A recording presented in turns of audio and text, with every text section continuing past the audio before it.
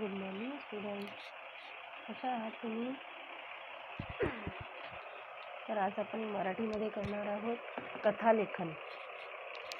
गोष्टी लेखनच आहे हा आहे चित्र पाहून आपल्याला स्टोरी लिहायची आहे. तर बघा, याच्यामध्ये चित्र आहे आणि चित्रामध्ये एक रानडुक्कर आहे आणि एक काय आहे, कोल्हा. त्याला काय म्हणतात इंग्लिशमध्ये फॉक्स असतात ना, त्याला म्हणतात. तर बघा, याच्यामध्ये कोण आहे बघा. फर्स्ट पिक बघा, तुम्ही ऑब्झर्व करा.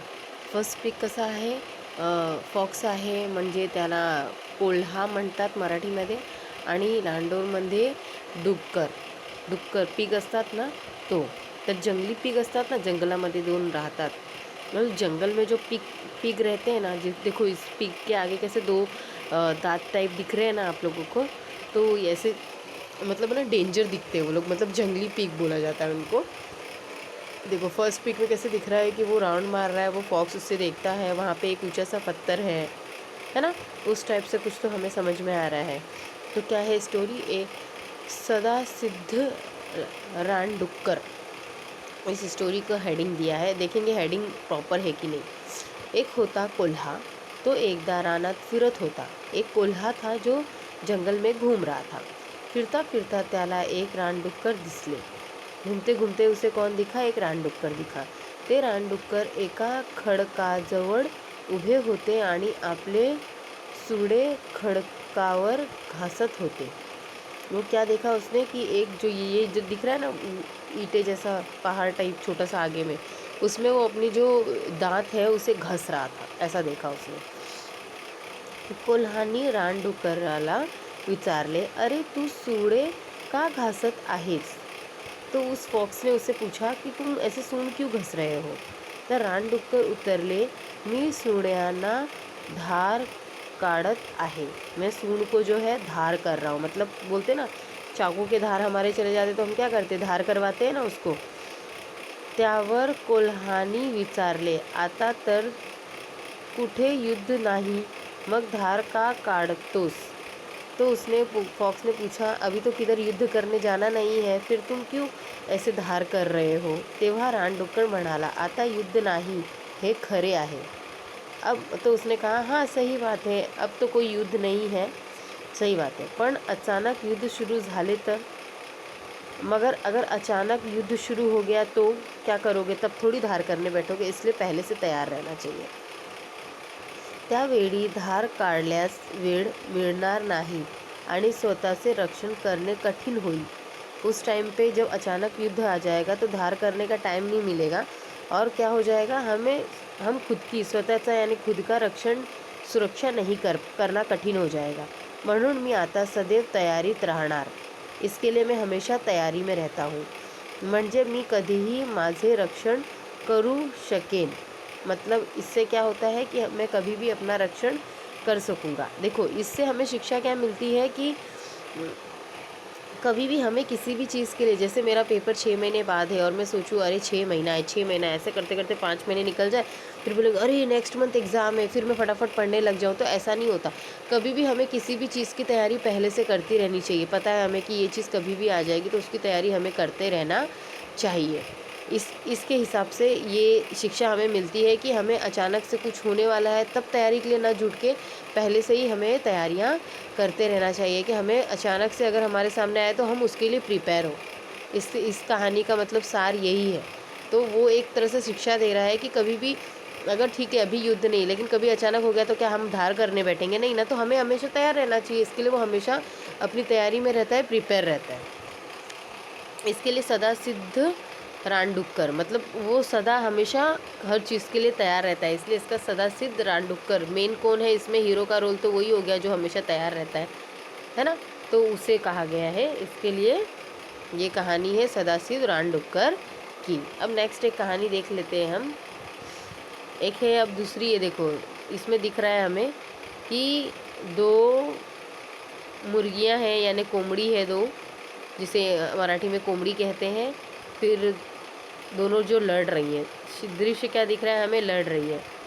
और फिर बाद में क्या हो गया, दोनों चित्त हो गई है और वहाँ एक बतख है। अब इसमें क्या है, अविचारी कोमड़ी, यानी कि जिनकी बुद्धि नहीं होती, जो सोचते नहीं है। विचार यानी क्या होता है, सोचते हैं जो हम। अविचार यानी जो हम नहीं सोचते। तो अविचार कोमड़ी मतलब ऐसी कोमड़ियाँ जिसमें सोचने समझते नहीं है, विचार करते नहीं है।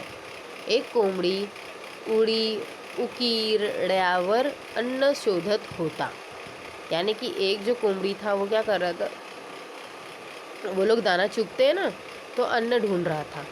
शोधता शोधता त्याला एक दाना दिसला। उसे ढूंढते ढूंढते बहुत देर से वो सर्च कर रहा था, सर्च कर रहा था, सर्च करता तो सर्च करते करते करते अचानक से उसे एक दाना दिख गया, गलती से एक दाना दिख गया। त्याला आनंद झाला, उसके मन में एक खुशी आई की अरे वाह, दाना मिल गया।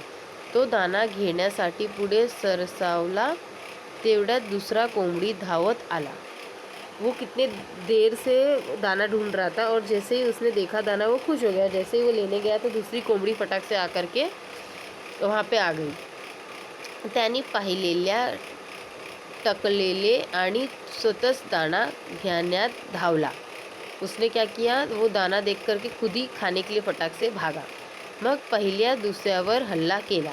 फिर पहले वाले जिसने पहले देखा था उसने उसके ऊपर हल्ला किया, यानी उसके ऊपर मारने के लिए झगड़ा करने लगा। दोघींची झुंड सुरू झाली। झुंड सुरू झाली यानी दोनों का झगड़ा शुरू हो गया। दोघींनी एकमेकांवर खूब प्रहार केले। एक दूसरे को देखो, पंख विंग टूट गए, इतना एक दूसरे को मारने लगे, एक दूसरे को पीटने लगे। कि प्रहार किया मतलब एक दूसरे पे बहुत मारने पीटने लगे कि देखो उनके पंख वगैरह टूट गए। दोघेही रक्त बंबाळ झाले। दोनों ही क्या हो गए, खून से लथपथ हो गए। एक दूसरे को मारते मारते मारते मारते दोनों एक दूसरे से खून से लथपथ हो गए आणि घायल होऊन जमिनीवर पडले। और क्या हो गए, लड़ते लड़ते दोनों ज़मीन पर गिर गए। तेथे एक बतख उभे होते, वहाँ पे एक बतख खड़ा है देखो। ते कोंबड्यांना म्हणाले, तुम्ही दोघीं अविचारी आहात, कि तुम दोनों अविचारी हो, तुम्हारे अंदर विचार करने की शक्ति नहीं है। ज्या दाण्यासाठी तुम्ही भांडलात तो दाना गायब झाला आहे। मतलब जिस दाने के लिए तुम लोग लड़े वो तो दाना ही गायब हो गया है। तुम्ही जख्मी होऊन पडला आहोत, वो दाना गायब हो गया और यहाँ उल्टा क्या हो गया, तुम लोग एक दूसरे को मार पीट के खून खराबा करके खुद ही जख्मी गिरे पड़े हो। कोणाचाच फायदा झाला नहीं, मतलब किसी का भी फ़ायदा नहीं हुआ। देखो ये एक उस टाइप की स्टोरी है जैसे कि वो बंदर वाली है ना, दो बिल्ली, एक टुकड़ा मिलता है रोटी का, शायद मैंने करवाया भी है आप लोगों को। दोनों लड़ती रहती हैं और उसका फ़ायदा उठा के आके कौन, वो बंदर तराजू में आता है, मापते मापते उनका पूरा खा जाता है। तो वो दो का फ़ायदा तीसरा उठाता है, लेकिन यहाँ पे दो का फ़ायदा तीसरे ने नहीं उठाया है। लेकिन कहानी वैसी है, मतलब दोनों ने लड़ते लड़ते एक दूसरे को ज़ख्मी कर दिया, लेकिन फ़ायदा तो किसी को भी नहीं हुआ। वो दाना कोई नहीं खा पाया। इससे अच्छा मिल बांट के वो लोग आपस में सॉल्यूशन निकाल सकते थे। ज़रूरी नहीं है कि, इससे हमें ये शिक्षा मिलती है कि ज़रूरी नहीं है कि हर चीज़ का सॉल्यूशन मार काट के, झगड़ा करके या ऐसे करके हो। मतलब हर चीज़ को हम लड़के पाले, झगड़ा करके पाले नहीं। अगर हम विचार करें, सोचे समझे तो उस चीज़ का भी सॉल्यूशन निकलेगा। बट हम सॉल्यूशन निकालने आना चाहिए। अगर हमें सॉल्यूशन निकालने ही नहीं आता तो हम कैसे निकालेंगे। तो हमें ये चीज़ आनी चाहिए, है ना। तो इस तरीके की ये स्टोरी है, ये दो अच्छी मज़ेदार स्टोरी। एक तो हमें हमेशा हर चीज़ के लिए तैयार रहना चाहिए, इसलिए हमें प्रिपेयर रहना चाहिए, अपने आप को प्रिपेयर करना चाहिए। दूसरा ये कि कभी भी लड़ के किसी चीज़ का सॉल्यूशन नहीं निकालना चाहिए। अगर कोई चीज़ हो रही है, दो के बीच में कोई समस्या हो रही है, तो हमें विचार करना चाहिए, सोचना समझना चाहिए और सॉल्यूशन निकालना चाहिए। इसके लिए इसका हेडिंग एकदम परफेक्ट है, अविचारी कोंबड़ी, यानी जिन लोग झगड़ा विचार नहीं किए, बस एक दूसरे पर लड़ने के लिए झगड़ पड़े और दोनों ही जख्मी हो गए। दाना ना उसने खाया ना इसने खाया, तो फ़ायदा किसी का हुआ क्या, नहीं ना, तो नुकसान ही हुआ ना। तो इस तरीके से ये दो स्टोरी हमारी कंप्लीट हो गई। देखो बच्चों, मैंने पहले भी बताया है कि स्टोरी दो टाइप में आती है, या तो पिक वाली आएगी आप लोग को। वैसे तो ज़्यादातर है ना, अभी जो 7th 8th तक नॉर्मली पिक वाली आएगी। 9 10th में तो मोस्टली पॉइंट आता है, मतलब मुद्दे दिए रहते हैं, उसको ज्वाइन करके स्टोरी लिखनी होती है, ऐसा ही आता है। ये पिक वाला तो आपको 6 7 8 तक ही काम आएगा। तो ठीक है, लेकिन जितनी ज़्यादा स्टोरियाँ मैं आप लोगों को पढ़ाऊँगी, तो स्टोरी अगर पता होगी तो अगर मुद्दा आता है तो वो मुद्दा पढ़ के आपको समझ में आएगा वो कौन सी स्टोरी है, तो आप फटाक से उस स्टोरी को क्या डेवलप कर सकते हो। इसके लिए जो स्टोरी कथा लेखन होता है, वो सारी की सारी कथा लेखन एक बार देखना चाहिए हमें। तो कौन सी स्टोरी है, कौन सी आई है एग्ज़ाम में, मुद्दा देख के हमें समझ में आता है तो हम फटाफट लिख सकते हैं। ठीक है, तो आप लोगों को मराठी के निबंध के जो सेक्शन है उसमें ये दोनों नए नए पेज पर, दोनों न्यू पेज पर कथा लेखन करना है. Okay, so bye students and take care and complete your book. Okay.